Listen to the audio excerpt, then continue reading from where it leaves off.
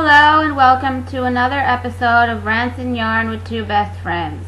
Stefanie was busy this week, so I'm bringing you another video by myself. And not much has happened this week, so it's just been a normal humdrum. The article I'm bringing you today is called The Monopolization of America. In one industry after another, big companies have become more dominant over the past 15 years. New data shows. Yeah, big companies are taking over versus smaller companies, and all the smaller companies are being shunned out for the bigger people, like Amazon, for instance. The popular telling of the Boston Tea Party gets something wrong. The colonists were not responding to a tax increase.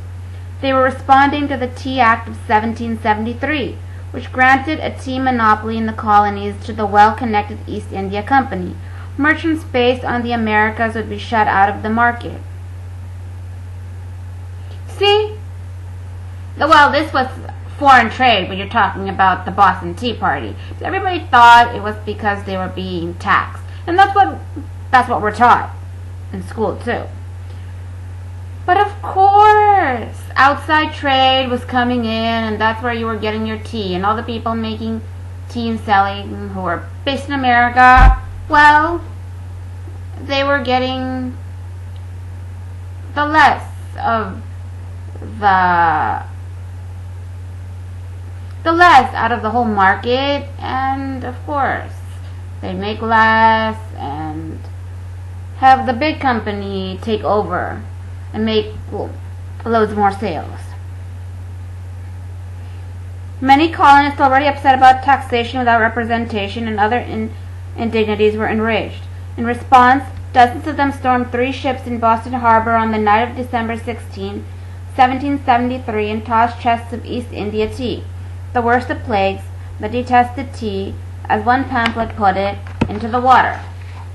Well, of course they chucked it because they didn't want the tea to be sellable to anyone, because of course they were upset that imported tea was coming in from India, and that their tea that they were selling here and making here was going to take over the production and sales of tea here, and it would cost them a lot. Not just taxes, it would cost them a lot in business too.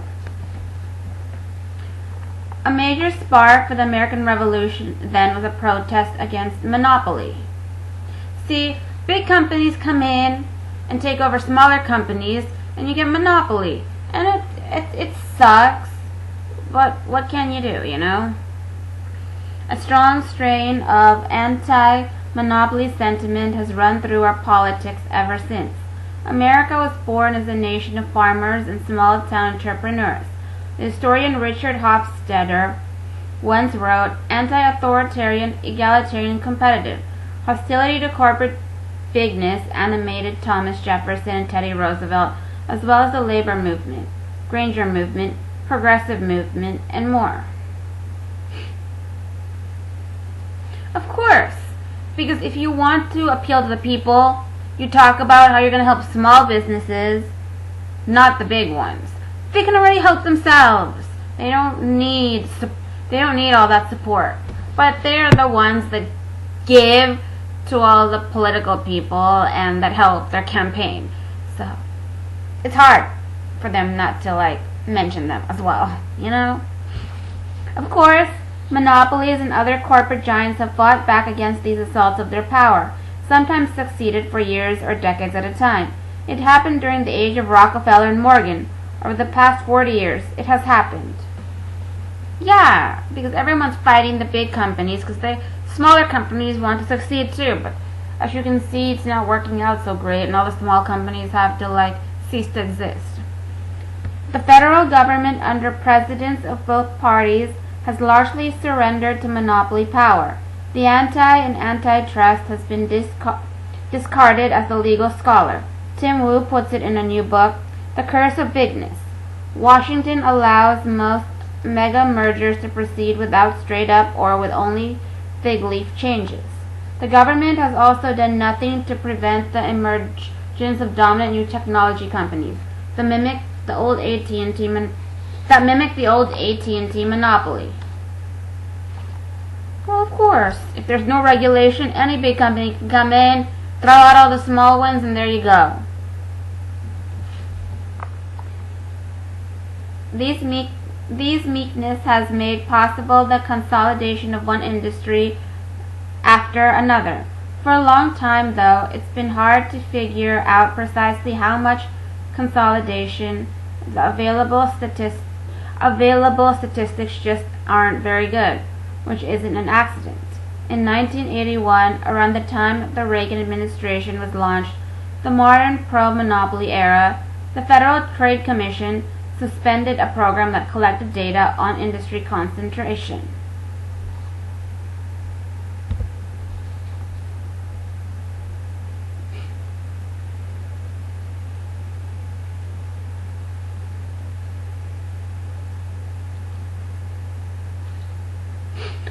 Fortunately, researchers on the private sector have recently begun filling in the gaps. On Monday, the Open Market Institute, an anti-monopoly think tank, is releasing the first part of a data set showing the market share the largest companies have in each industry.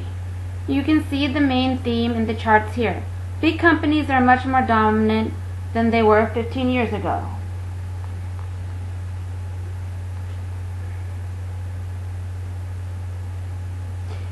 See, you can show big.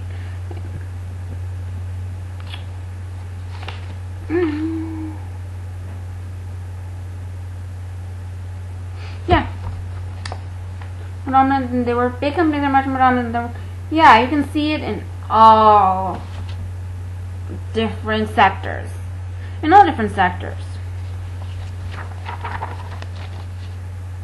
Mergers are one big reason. Another is the power of so-called network effects, in which the growth of, say, Facebook makes more people want to use it. Trust a few industries have become less concentrated, but they are exceptions. If anything, the chart here understates consolidation, because it doesn't yet cover energy, telecommunication, and some other areas. It also doesn't cover local monopolies, such as hospitals that are dominant enough to drive up prices. Of course, you have what's common, all the stores people shop at, the cell phone carriers and stuff like that. Of course, it's hard to, you haven't gotten to which hospital is the best that most people use, because it's that, I don't know if you can calculate, well, it's which, the one that has the best, of course, except your healthcare, but has the best care around, but it's hard to say which one people dominate. But if you have more money, you'll go to the better one and have the better of it. But Kaiser versus going to Stanford versus going to Palo Alto Medical, I think it's all pretty much the same, but people would rather choose the higher for Stanford if they can afford it to go there, because it has always has A+ care. Everyone's opinion. And energy, of course. There's really not anybody besides PG&E that people get their energy source for, so I don't know. Now they're contracting third parties out in every sector to help them out and to help the cost and effect of PG&E. So yeah, it's hard to say. The new corporate behemoths have been very good in their executives and large just shareholders, bad for almost everyone else. Sooner or later, the companies tend to raise prices. They hold down wages, because where else are workers going to go? They use their resources to sway government policy. Many of their economic ills, like income stagnation and a decline in entrepreneurship, stem partly from corporate gigantism. So what are we going to do about it? It's time for another political movement. one that borrows from the Boston Tea Party years. Jefferson, Tia, and other defenders of the economic little guy.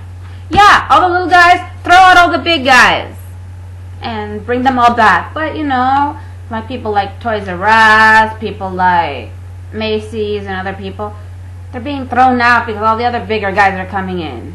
Like Amazon and everything that you can do online. You don't need the brick and mortar stores anymore. The beginnings of the movement are now visible. Top Democrats believe that anti-monopolism can be a political winner for their party. It's a way to address voters' anxiety over high drug prices, digital privacy, and more. The control of businesses over certain segments of the economy, says Senator Amy Klobuchar of Minnesota, potential presidential candidate. I think it will be a much bigger thing going into 2020. Of course, people don't want to pay high prices for drug companies, for their drugs. And of course, they want privacy and they don't want all the information in the digital world because, they still want to be able to get a good price and not have their digital fingerprint everywhere, their fingerprints everywhere in the digital world. So that's how some people can win over, saying that they're gonna help keep prices low, keep all the small businesses in, and stuff like that. Klobuchar has offered a good bill that would raise the legal standards for merger approval, but preventing future mergers won't be enough. Eventually, the government will probably need to break up existing giants, as it did to the old AT&T and Standard Oil. One obvious candidate is Facebook, which has gobbled up Instagram, WhatsApp, and other businesses. Of course, all the bigger businesses are buying out the small companies, and then they're taking over those companies. And I'm like, excuse me, having small business startups is what keeps the economy and everybody with a job. Of course, everybody can sign up to work for Facebook, and then they can work in the Instagram sector, or they can work in the WhatsApp sector, and I'm like, that's true, but then again, you have the big company that's bought out all the small companies, and now they own it all, and everything's within Facebook, and Facebook controls everything. There's no more diversification and control and what all these different apps and companies stand for anymore. And corporate bigness doesn't need to be a partisan issue. Senator Mike Lee of Utah is among the Republicans who have expressed concern about it. Conservatives, after all, are supposed to care about the ideals that monopolies undermine, like market competition, economic dynamism, and individual freedom. Ultimately, monopolies aren't only an economic problem, they're also a political one. Economic because now things are going to cost more when bigger companies take over. And then individuals lose their freedom. Like the people who, let's say, owned WhatsApp, they're going to say, oh, Facebook is changing what WhatsApp was all about, or what Instagram was all about. And now the ideals that were behind Instagram is changing, and they're saying, oh, we're doing it for what we think is going to be the future of the program. And the future of the program is really not necessarily about improving it or thinking what would be better. I mean, for me, the old things are what was better for me.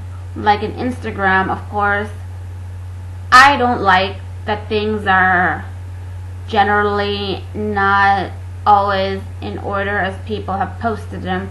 They're like out of order and out of timestamp order and stuff like that. And I like to see things as they are.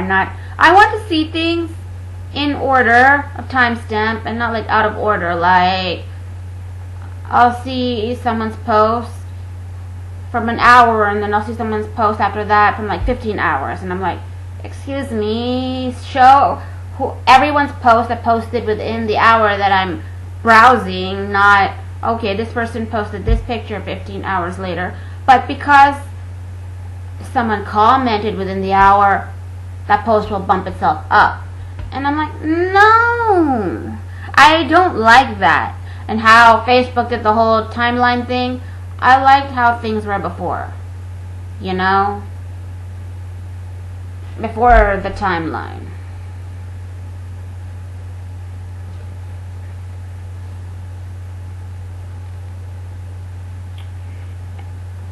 We may have democracy, or we may have wealth concentrated in the hands of a few. Louis Brandeis, the Supreme Court Justice and anti-monopoly crusader, said a century ago, but we can't have both. So, in my point of view, it's better to go back to the old and what it was. I don't want all the big companies eating up all the smaller companies. I want everyone who created what they created to be their own entity and to grow on their own if they grow up. They want to stay small and stand for what they are, you know? Of course they get paid a lot of money to be bought out, but if they can continue it and have someone be able to take over, keep the small companies going on their own. Don't let big companies take over, and then you're left with all monopolies because all the big companies are taking over and shooting down the smaller companies. And a lot of people are fighting for it to win over in political races, but it's hard. It's hard. You can bring in a few and create more of the jobs within the United States and have people be proud of what they stand for, but you know, I guess it's never gonna be the same. It's never gonna be the same anymore, and we're always gonna have that. And I don't know what the future will hold.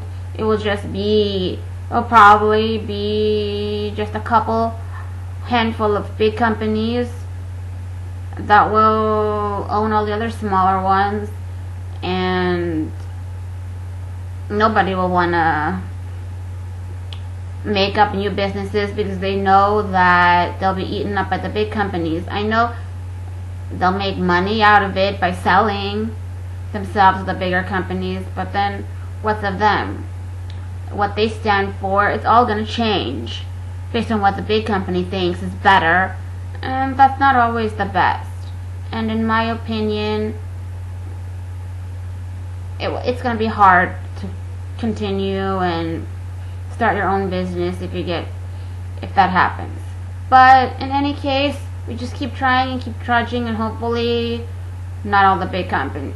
It won't all just be big companies. And with this I leave you and say goodbye, and check out my social media link down below, and check out all the sites where I have stuff for sale, and maybe you'll be interested in buying something. Check out all the sites that Stefanie has linked down below and what she's selling. Maybe you'll like some of her handmaids. Anyway, I'll catch you in another video. Bye now.